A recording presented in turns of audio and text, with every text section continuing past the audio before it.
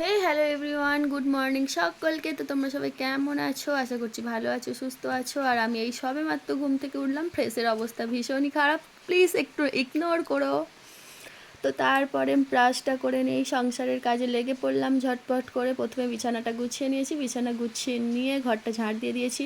দিয়ে দেওয়ার পরে এই যে সিঁড়িটা একটু ঝাড় দিয়ে দিচ্ছি।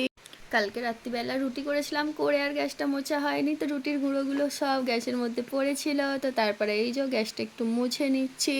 আর হ্যাঁ বন্ধুরা, আমার ঘর দালানো কিন্তু মোছা কমপ্লিট। তারপরে এই গ্যাসটা মুছে নিচ্ছি। তারপরে এই যে বসে পড়েছি একটু চা বানাতে, লিকার চা। দেখতেই পাচ্ছ চাটা ফুটছে পুরো। তারপরে দুই মেয়েকে আমি চাটা বানিয়ে নিয়ে দুই মেয়েকে ছাতুগুলো খাইয়ে দিলাম। খাইয়ে দেওয়ার পর আমি এই যে এক গ্লাস জল আর চা নিয়ে বসেছি। আমি গরম জিনিস খেতে পারি না, মানে চাটা গরম খেতে পারি না। তো সেই জন্য চা বানিয়ে রেখে দেওয়ার পর আমি দুই মেয়েকে খাওয়াই, তারপরে আমি নিজে খাই। বর বাবু তো ওর গরম গরম লাগে, ওর খাওয়া হয়ে গেছে। তো তারপরে দেখো কিছুটা বাসন পড়েছিল, সেই বাসনটা আর এই যে এক বালতি জামা কাপড় আমার কাচা হয়ে গেল। ঘাট থেকে কেচে নিয়ে এসেছি। কেচে নিয়ে আসার পর ছাদে এলাম, আর এসে দেখো কি অবস্থা আমার ছাদের। এইখানটা এত নিচু করে ফেলেছে, যখনই বৃষ্টি হয় আমাকে ঝাঁট দিতে হয়। আর এখানটা জল জমে থাকলে আমারও দেখতে কেমন লাগে। আর দেখতে পাচ্ছ বন্ধুরা, বৃষ্টি এখন তো বর্ষাকাল, বৃষ্টির জল পুরো ওখানটা স্যাঁতলা হয়ে গেছে পুরো। তারপরে এই যে আমার ছাদ বাগানে কয়টা চিচিঙ্গা হয়েছিল, একটু তুলে নিচ্ছি আর কি। চিচিঙ্গে ঢ্যাঁড়স হয়েছিল, তো সেগুলো একটু তুলে নিচ্ছি। বেশ ভালোই ফল হয়েছিল গাছটাতে, ভীষণ ফল হয়েছে, অনেকগুলোই হয়েছে। তারপরে এই যে ছাদটার হাল তো ভীষণই খারাপ ছিল, পা রাখা যাচ্ছিল না, এমনই অবস্থা, পুরো নোংরা হয়েছিল। আসলে কাজের জন্য মানে ঝাঁট দেওয়া হয়নি ঘন ঘন। আর বড় সোনা ছোটো সোনা খেলা করে করে ছাদটার হাল ভীষণই খারাপ করে দিয়েছে, পাতাপুতি নিয়ে এসে। তারপরে আমি এই যে বসে পড়লাম একটু হাতের কাজ বানাতে।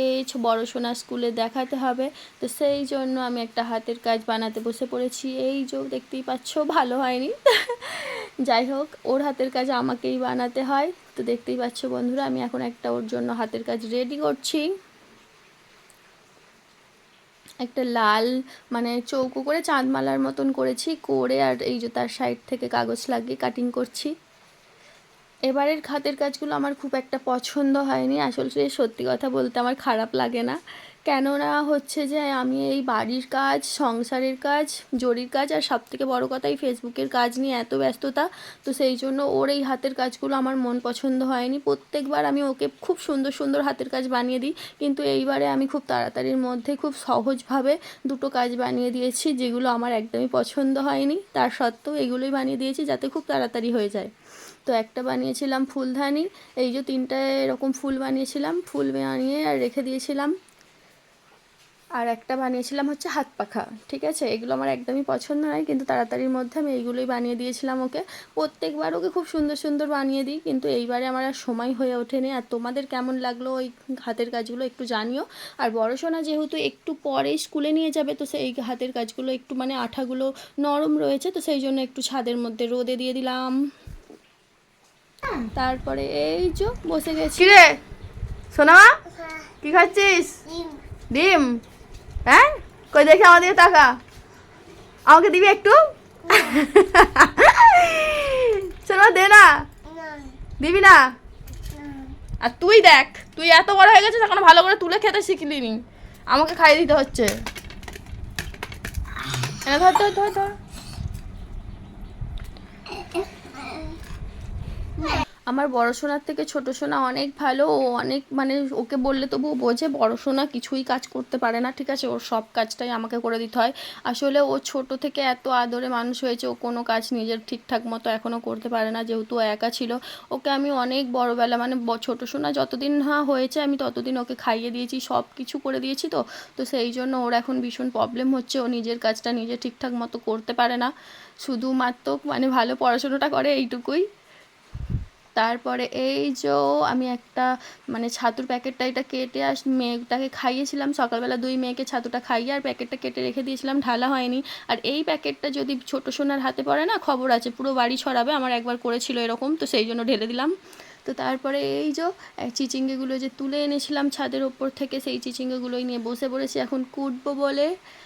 আজকে রান্না হবে চিচিঙ্গের তরকারি, তোমরা দেখতেই পাচ্ছ। আর চামচ দিয়ে আর আমি এগুলো করে নিচ্ছি, আমার বঁটি দিয়ে করলে কেটে যায়। তো তো আমার প্রায় আনাজ কোটা শেষের দিকে, এখন কুটছি আলু। এই যে ছোট সোনা একটু গেছে খেলতে ওর ঠাম্মির কাছে, আর আমি সেই ফাঁকের মধ্যে রান্নাগুলো করে নিচ্ছি। দেখতে পাচ্ছ বন্ধুরা, আমি কিন্তু রান্না বসিয়ে দিয়েছি।